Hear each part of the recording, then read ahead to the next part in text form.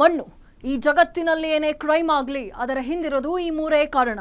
ಅಪರಾಧ ಮಾಡುವಾಗ ಪಾಪಿಗಳ ಮನಸ್ಸಲ್ಲಿ ದುರಾಸೆ, ಮೋಹ, ಆಕ್ರೋಶ, ಕಾಮ ಹೀಗೆ ಏನಿರುತ್ತೋ ಏನೋ ಆಗಬಾರದ್ದು ಆಗಿ ಸಿಕ್ಕಿಬಿದ್ದ ಮೇಲೆ ಪ್ರತಿಯೊಬ್ಬ ಅಪರಾಧಿಗೂ ಅನಿಸೋದು ಮನಸ್ಸಿನಲ್ಲಿ ಕಾಡೋ ಮೊದಲ ಮತ್ತು ಕೊನೆಯ ಪ್ರಶ್ನೆ ಒಂದೇ, ಇದೆಲ್ಲ ಬೇಕಿತ್ತ? ಇದೇ ಹೊತ್ತಿನ ವಿಶೇಷ ಛೂ ಮಂತರ್ ಗಂಡ. ನಾನು ಕೀರ್ತಿಶ್ರೀ.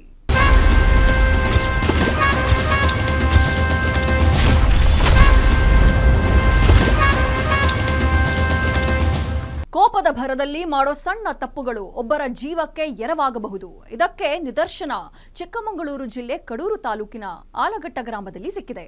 ಆತನ ಪತ್ನಿ ತವರಿಗೆ ಹೊರಟಿದ್ಲು. ಇದರಿಂದ ರೊಚ್ಚಿಗೆದ್ದ ಪಾಪಿ ಗಂಡ ಹೆಂಡತಿಯ ಕೆನ್ನೆಗೆ ಹೊಡೆದಿದ್ದಾನೆ. ಅಷ್ಟೇ, ಅದು ತಗಲಬಾರದ ಜಾಗಕ್ಕೆ ತಗಲಿ ಆಕೆ ಜೀವ ಬಿಟ್ಟಿದ್ಲು. ಇದಾದ ಮೇಲೆ ಗಂಡ ಹೊಸ ನಾಟಕ ಶುರು ಮಾಡಿದ್ದ. ಪೊಲೀಸರ ತನಿಖೆಯಲ್ಲಿ ಕಳ್ಳಾಟ ಬಯಲಾಗಿದೆ. ಇಷ್ಟಕ್ಕೂ ಏನಾಗಿದೆ ಅಂತ ಈ ಸ್ಟೋರಿ ನೋಡಿ.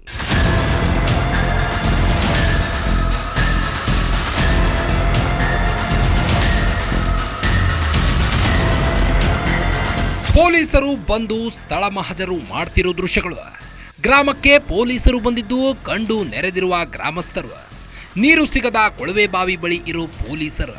ಈ ದೃಶ್ಯಗಳು ಕಂಡು ಬಂದಿದ್ದು ಚಿಕ್ಕಮಗಳೂರು ಜಿಲ್ಲೆ ಕಡೂರು ತಾಲೂಕಿನ ಆಲಘಟ್ಟ ಗ್ರಾಮದಲ್ಲೇ. ಇದಕ್ಕೆ ಕಾರಣ ಒಬ್ಬ ಮಹಿಳೆಯ ಮಿಸ್ಸಿಂಗ್. ತವರಿಗೆ ಹೋಗುತ್ತಿದ್ದ ಪತ್ನಿಯ ಮೇಲೆ ಕೈ ಮಾಡಿದ್ದ ಪತಿ. ಗಂಡನ ಹೊಡೆತ ತಾಳಲಾರದೆ ಜೀವ ಬಿಟ್ಟಿದ್ದಳು ಹೆಂಡತಿ. ಈ ಫೋಟೋದಲ್ಲಿರೋ ವ್ಯಕ್ತಿಯ ಹೆಸರು ವಿಜಯ್. ಇವನೇ ನೋಡಿ ಈ ಕಥೆಯ ಖಳನಾಯಕ. ಸುಮಾರು 6 ವರ್ಷಗಳ ಹಿಂದೆ ಪರದೇಶಿ ಹಾಳ ನಿವಾಸಿ ಭಾರತಿ ಜೊತೆ ಹಸೆಮಣೆ ಏರಿದ್ದ. ಇವರ ದಾಂಪತ್ಯ ಜೀವನಕ್ಕೆ ಸಾಕ್ಷಿಯಾಗಿ ಒಂದು ಮಗು ಕೂಡ ಇದೆ. ಹೀಗೆ 6 ವರ್ಷಗಳ ಹಿಂದೆ ಮದುವೆಯಾಗಿದ್ದ ವಿಜಯ್ ಭಾರತಿಗೆ ವರದಕ್ಷಿಣೆ ಕಿರುಕುಳ ನೀಡುತ್ತಿದ್ದ. ಇದರಿಂದ ಬೇಸತ್ತ ಭಾರತಿ ತವರು ಮನೆಗೆ ಹೊರಟಿದ್ಲು. ಇದರಿಂದ ಮತ್ತಷ್ಟು ಕುಪಿತನಾದ ವಿಜಯ್ ಹೆಂಡತಿಯ ಕೆನ್ನೆಗೆ ಹೊಡೆದಿದ್ದ. ಅಷ್ಟೇ, ಗಂಡನ ಹೊಡೆತ ತಾಳಲಾರದೆ ಆಕೆ ಜೀವ ಬಿಟ್ಟಿದ್ಲು.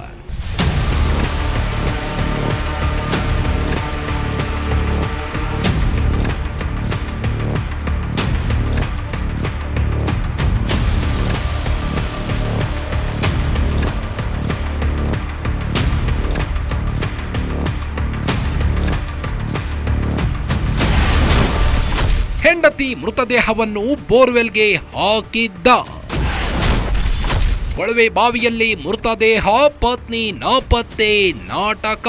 ವಿಜಯ್ ಹೊಡೆದಿದ್ದ ಹೊಡೆತಕ್ಕೆ ಭಾರತಿ ಜೀವ ಬಿಟ್ಟಿದ್ದಳು. ಇದರಿಂದ ಕಂಗಾಲಾದ ವಿಜಯ್ ಆಕೆಯ ಮೃತದೇಹವನ್ನ ಹೇಗೆ ವಿಲೇವಾರಿ ಮಾಡಬೇಕು ಅಂತ ಯೋಚನೆ ಮಾಡ್ತಿದ್ದ.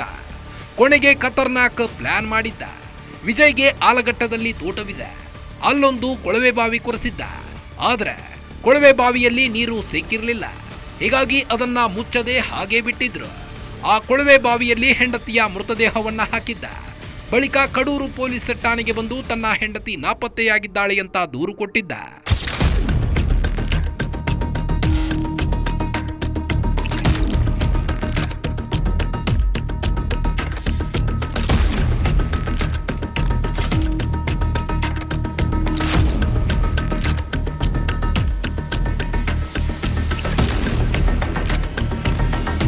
ಕಡೂರು ಪೊಲೀಸ್ ಠಾಣೆಗೆ ಬಂದ ವಿಜಯ್ ತನ್ನ ಪತ್ನಿ ಮಾನಸಿಕ ಅಸ್ವಸ್ಥಳು. ಆಕೆ ಶಿವಮೊಗ್ಗದಲ್ಲಿ ತನ್ನ ಅಜ್ಜಿಯನ್ನ ನೋಡಿಕೊಂಡು ಬರಲು ಹೋಗಿದ್ದಳು. ಆದ್ರೆ ಆಕೆ ವಾಪಸ್ ಮನೆಗೆ ಬಂದಿಲ್ಲ ಅಂತ ಕಡೂರು ಠಾಣೆಯಲ್ಲಿ ದೂರು ದಾಖಲಿಸಿದ್ದ. ಈ ವೇಳೆ ಪೊಲೀಸರಿಗೆ ಯಾವುದೇ ಅನುಮಾನ ಬರದಂತೆ ನಡೆದುಕೊಂಡಿದ್ದ. ವಿಜಯ್ ನೀಡಿದ ದೂರು ಆಧರಿಸಿ ಪೊಲೀಸರು ತನಿಖೆ ಕೈಗೊಂಡಿದ್ರು. ಆದ್ರೆ ವಿಜಯ್ ವಿಚಾರಣೆ ಮಾಡಿರಲಿಲ್ಲ. ಆತನೇ ಬಂದು ದೂರು ನೀಡಿದ್ದಾನೆ. ಬಹುಶಃ ಆಕೆ ನಾಪತ್ತೆಯಾಗಿರಬಹುದು ಅಂತ ಪೊಲೀಸರು ಭಾವಿಸಿದ್ರು. ಅದೇ ರೀತಿ ತನಿಖೆ ಕೂಡ ನಡೆಸುತ್ತಿದ್ರು.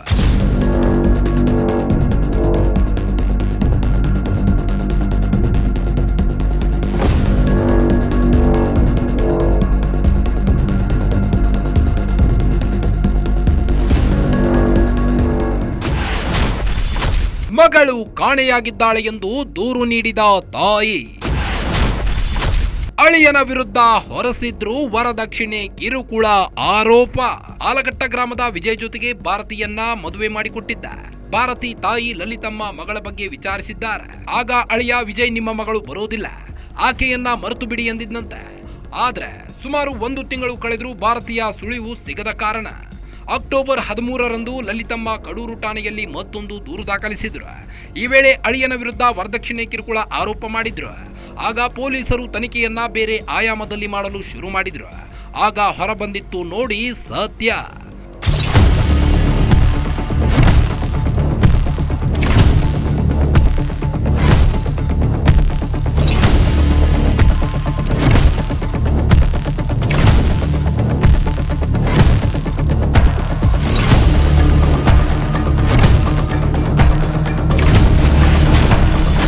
ಪೊಲೀಸರ ತನಿಖೆಯಲ್ಲಿ ಬಯಲಾಗಿತ್ತು ಅಸಲಿಯತ್ತು. ಗಂಡ ವಿಜಯ್ ಜೊತೆಗೆ ಅತ್ತೆ ಮಾವ ಕೂಡ ಅರೆಸ್ಟ್. ಯಾವಾಗ ಲಲಿತಮ್ಮ ಅಳಿಯನ ವಿರುದ್ಧ ವರದಕ್ಷಿಣೆ ಕಿರುಕುಳ ಆರೋಪ ಹೊರಿಸಿ ಪೊಲೀಸರಿಗೆ ದೂರು ನೀಡಿದ್ರು, ಅಲ್ಲಿಗೆ ಪೊಲೀಸರು ವಿಜಯ್ ವಿಚಾರಣೆ ನಡೆಸಲು ಆರಂಭಿಸಿದ್ರು. ಪೊಲೀಸರು ತಮ್ಮದೇ ಸ್ಟೈಲ್ನಲ್ಲಿ ವಿಚಾರಣೆ ಆರಂಭಿಸುತ್ತಿದ್ದಂತೆ ವಿಜಯ್ ಸತ್ಯ ಒಪ್ಪಿಕೊಂಡಿದ್ದ. ಸುಮಾರು 1 ತಿಂಗಳ ಹಿಂದೆ ಪತ್ನಿಗೆ ಹೊಡೆದ ಏಟಿಗೆ ಆಕೆ ಮೃತಪಟ್ಟಿದ್ಲು. ಆಕೆಯ ಶವವನ್ನ ಬೋರ್ವೆಲ್ಗೆ ಹಾಕಿದ್ದೇನೆ ಅಂತ ನಿಜ ಒಪ್ಪಿಕೊಂಡಿದ್ದ.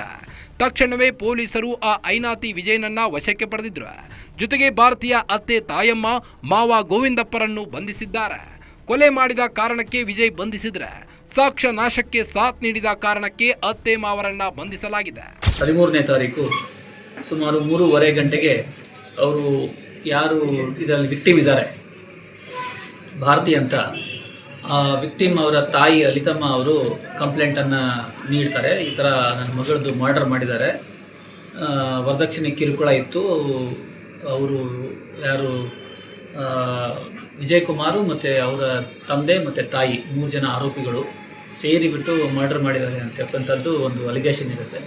ಮೋಟಿವ್ ಅವರು ಅದರಲ್ಲಿ ಫಿರ್ಯಾದಿಯಲ್ಲಿ ನೀಡಿರ್ತಕ್ಕಂಥದ್ದು ವಿಜಯ್ ಕುಮಾರ್ ಅವರು ಒಂದು ವ್ಯಾಗನಾರ್ ಗಾಡಿಯನ್ನು ತೊಗೊಂಡಿರ್ತಾರೆ, ಅದಕ್ಕೆ 2 ಲಕ್ಷ ಸಾಲ ಇರುತ್ತೆ. ಆ ಸಾಲವನ್ನು ತೀರಿಸಲಿಕ್ಕೋಸ್ಕರ ಇವರು ಭಾರತೀಯವರ ಮನೆಯಿಂದ ಅದನ್ನು ತರಬೇಕು ಅಂಥೇಳಿ ಅವ್ರಿಗೆ ಕಿರಿಕಿರಿ ಮಾಡಿರ್ತಾರೆ. ಸೊ ಆ ವಿಚಾರಕ್ಕೆ ಇವರು ಹೊಡೆದಿದ್ದಾರೆ ಅಂತಕ್ಕಂಥದ್ದು ಒಂದು ಕಂಪ್ಲೇಂಟನ್ನು ನೀಡ್ತಾರೆ. ಇಮಿಡಿಯೇಟಾಗಿ ನಮ್ಮ ಆಫೀಸರ್ಸ್ ಇದು 304B ಇರೋದನ್ನ ಡೌರಿ ಡೆತ್ ಕೇಸ್ ಆಗಿರೋದ್ರಿಂದ ಅದನ್ನು DSP ತರೀಕೆರೆ ನೇತೃತ್ವದಲ್ಲಿ ತನಿಖೆಯನ್ನು ಕೈಗೊಳ್ಳಲಾಗುತ್ತೆ. DSP ತರೀಕೆರೆ ಅವರು ಇಮಿಡಿಯೇಟಾಗಿ ಆರೋಪಿಗಳು ಎಲ್ಲಿದ್ದಾರೆ ಅಂತೇಳಿ ಹುಡುಕಿ ಅವ್ರನ್ನ ಸೆಕ್ಯೂರ್ ಮಾಡ್ತಾರೆ, ಅವ್ರನ್ನ ಕಸ್ಟಡಿ ತಗೋತಾರೆ.